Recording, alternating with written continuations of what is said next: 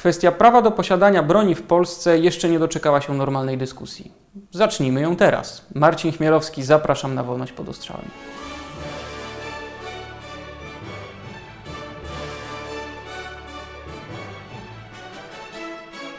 Świat nie jest idealnie bezpiecznym miejscem, ale nie można też zakładać, że każdy człowiek to szaleniec czy morderca.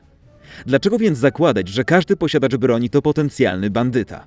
Broń jest dla ludzi, oczywiście tych niekaralnych i zdrowych na umyśle. Każdy ma przecież prawo bronić siebie i swoich bliskich. Asymetria w dostępie do broni, polegająca na tym, że bandyta ma broń, a praworządny obywatel ma do niej utrudniony dostęp, jest spowodowana właśnie tym, że państwo polskie traktuje nas wszystkich podejrzliwie. I nie powinniśmy się na to godzić. Jeżeli w Polsce prawo do posiadania broni kojarzy się z jakimś państwem, prawie na pewno są to Stany Zjednoczone. Ale nie będziemy rozmawiali o tym, w jaki sposób te sprawy są rozwiązane w Stanach.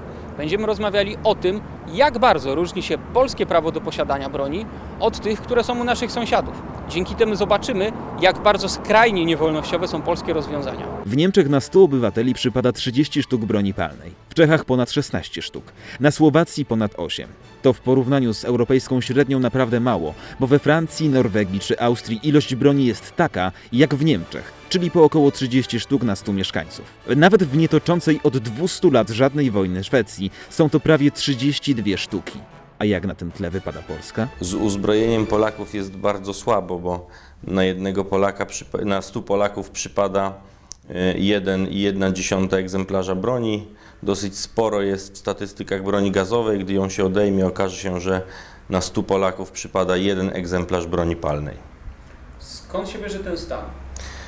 Ten stan jest konsekwencją kilkudziesięciu lat komunizmu, który w Polsce panował, oraz tego, że ustawa o broni i amunicji spod reżimu komunistycznego tak naprawdę wyszła dopiero w 2011 roku, bo dopiero w 2011 roku tak ukształtowano zasady dostępu do broni palnej, że można powiedzieć, że powoli postępuje uzbrojenie Polaków.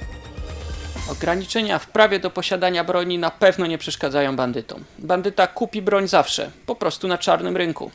Nie zrobi tego normalny, praworządny obywatel. I to właśnie ci normalni, praworządni obywatele mają przez to problem z bronieniem siebie i swoich najbliższych. Czyja to wina? No to już jest wina naszych polityków. Jeżeli ktoś mówi, że ograniczenie dostępu do broni jest w interesie tych, którzy tego dostępu nie mają, to zadaję pytanie, czy gdyby któryś z tych harcerzy na wyspie Utoja miał pistolet, to tego łachudry Breivika by wcześniej nie zastrzelił, zanim tamten zdąży wymordować aż tylu ludzi? No chyba ktoś by to zrobił. Ruch Obywatelski Miłośników Broni przygotował swój własny, autorski projekt ustawy o broni i amunicji. Dlaczego? Dlatego, że ta ustawa, która jest teraz, nie zadowala nikogo. Nawet przeciwników zwiększenia prawa do posiadania broni. Dopracowałem projekt na potrzeby aktualnie obowiązującej ustawy, natomiast pomysł pojawił się w 2010 roku w Komisji Przyjazne Państwo i tam pojawiła się kategoria broni do ochrony miru domowego. Zmienia stosunkowo niewiele ten mój pomysł, ponieważ zmienia tyle, że planuje czy proponuje, aby pojawiła się kolejna kategoria broni w postaci broni palnej do ochrony miru domowego. Każda osoba, która będzie posiadała tytuł prawny do lokalu wykorzystywanego na cele mieszkaniowe, po spełnieniu innych kryteriów wynikających z aktualnie brzmiącej ustawy, mogłaby otrzymać pozwolenie na broń palną. Broń dla ochrony miru domowego zaproponowałem, aby miała taką cechę, że nie będzie można jej nosić. W rozumieniu ustawy o broni i amunicji noszenie broni oznacza przenoszenie broni w stanie załadowanym.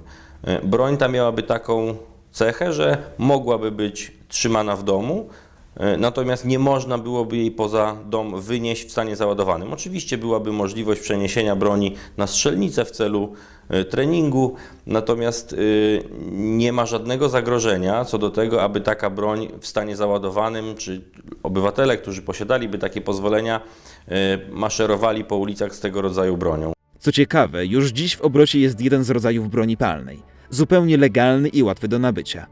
Jest to broń czarnoprochowa, czyli repliki broni zaprojektowanej w XIX wieku.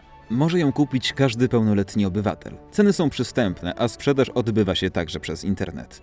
Zanim wprowadzono dopuszczono u nas posiadanie broni czarnoprochowej bez zezwolenia, kiedy ta ustawa tam wchodziła, no, podnosiły się lamenty, co to się nie będzie działo, jaki Armagedon, ludzie dla zabawy będą strzelać z dachu do przechodniów, bo jacyś wariaci sobie kupią taką broń. No i co, no, wprowadziliśmy ten przepis, dopuściliśmy broń czarnoprochową, każdy może ją dostać bez zezwolenia i co? I nic, i kompletnie nic się nie dzieje.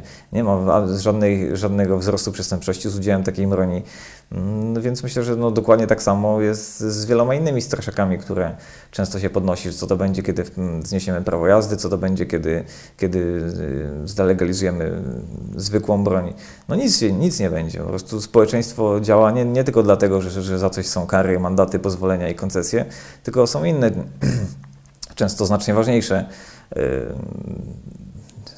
procesy, które zachodzą w społeczeństwie, które wymuszają na jednostkach takie, a inne zachowania. Nie wszyscy muszą popierać prawo do posiadania broni. To zupełnie naturalne, że poglądy na dość kontrowersyjną kwestię, jaką jest prawo do posiadania broni, mogą być różne. Warto natomiast te wszystkie poglądy poznać po to, aby móc z nimi polemizować. Popatrzmy na broń jako na narzędzie, które wcale nie czyni ludźmi gorszymi czy lepszymi niż są bez niej. Ale jeśli normalni Polacy mają się skutecznie bronić, muszą mieć czym. I mówimy tu nie tylko o bronieniu siebie, ale też swoich bliskich i swojego kraju. Szeroki dostęp do broni mógł zapobiec niejednej katastrofie z przeszłości. When you find yourself in Auschwitz, when you find yourself taken by the KGB, by the Gestapo, you're in the Lubyanka, you're in the Gulag, you don't need freedom of speech, you don't need freedom of assembly, you don't need freedom of association, freedom of contract, whatever. What you need is a gun. What you need is a weapon. It's your most important freedom. To, co się dzieje za naszą wschodnią granicą, to, co się dzieje na Ukrainie, to jest bardzo poważny powód, by odbudować w Polsce obronę terytorialną i by Polacy, młodzi Polacy mieli możliwość, prawo nauczyć się strzelać, ponieważ upadło na poziomie państwowym coś takiego jak przysposobienie obronne, rozpadła się armia, zlikwidowano pobór, a nie i słusznie, ale nie wprowadzono profesjonalnej armii zawodowej. My potrzebujemy w chwili obecnej i obrony terytorialnej i tego, aby Polacy powszechnie mieli prawo do broni i wiedzieli, co z nią zrobić, jak się mają w rękach. Broń dla dorosłych i zdrowych psychicznie obywateli to coś zupełnie normalnego.